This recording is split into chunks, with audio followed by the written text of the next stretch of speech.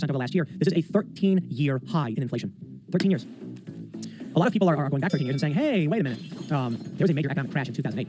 So are things about to get really bad? I don't know for sure. I'm not entirely convinced. I think COVID was the crash. I think the lockdowns were the crash, and we got hit by it. A lot of people are taking advantage and they're buying things up like crazy. I know that the land value is insanely high.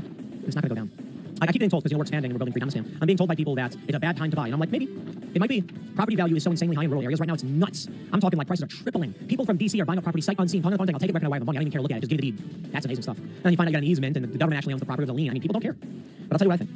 People aren't going to want to go back to cities. The Great Reset has scared people off, whatever you want to call it. Mandates are scaring people off. People want freedom. They want security. And with the supply shortage, people are saying, I might need to take care of myself. So you look at Bill Gates buying up all the farmland. Think it's an accident? No, it's because he knew rural land was going to skyrocket in value. At least in my opinion, he knew. I can't read his mind.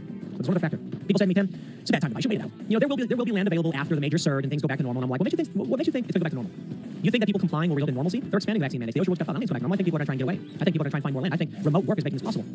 So maybe the prices will go down. I don't think they'll go down to where they were. In fact, I think they're going to skyrocket for one reason: Starlink. I'm not giving you financial advice. Let me just say this as we wrap this up.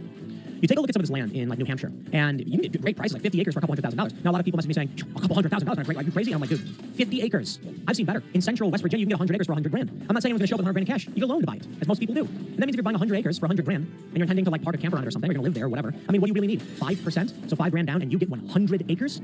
That is massive. Massive amount of land. There's what's happening. Starlink is rolling out already. It exists in upstate New York, and I'm told in our area it's going to be rolling out in maybe even a month. Like it's about to drop. What do you think happens when you can live in central West Virginia with 100 megabits up and down? I'm not saying Starlink's there yet. I think it's at like 20. But what happens when you have high-speed, low-latency internet in the middle of nowhere? All of a sudden, people will be able to work remotely, coordinating calls and transmitting data.